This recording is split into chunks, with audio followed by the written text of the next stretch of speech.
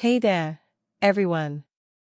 Today, we are diving into a fascinating topic that's got me thinking, and I'm sure many of you as well.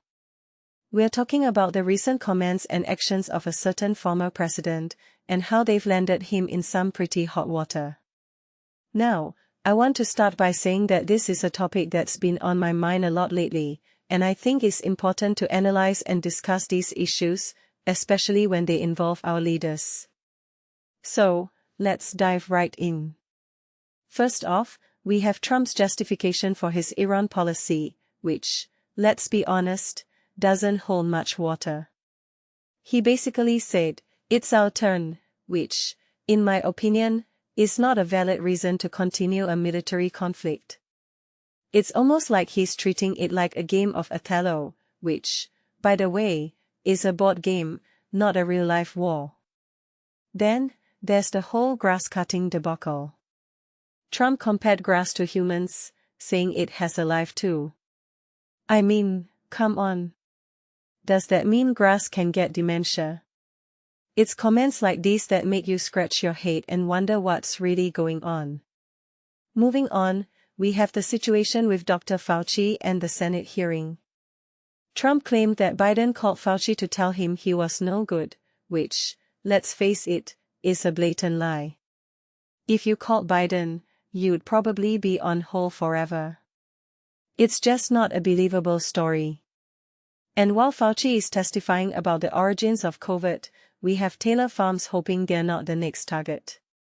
It's a funny joke, but it also highlights the absurdity of the situation. Now, here's where it gets really interesting. Trump's approval rating has hit an all-time low, and it's not hard to see why. Despite his campaign promises to make America affordable, prices have skyrocketed. And his response? Blame the press. You're the president, as if that's an excuse. It's a double standard that's hard to ignore. While Americans are struggling to make ends meet, Trump is raking in billions. It's a stark contrast, and it raises some serious questions about his priorities and the priorities of those who support him.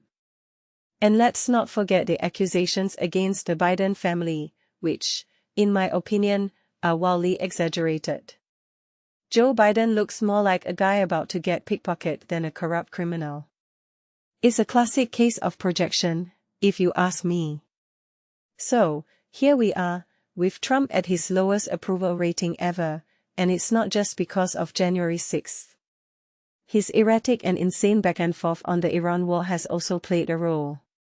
In fact, as Seth Meyers pointed out, Madam Web has a higher audience rating on Rotten Tomatoes.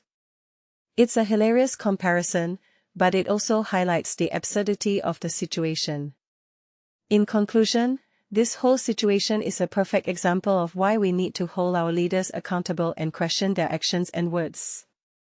It's a reminder that we, as citizens, have a responsibility to stay informed and engaged. So, let's keep the conversation going and continue to analyze these issues critically. Thanks for joining me on this journey, and I hope you'll stick around for more thought-provoking discussions in the future.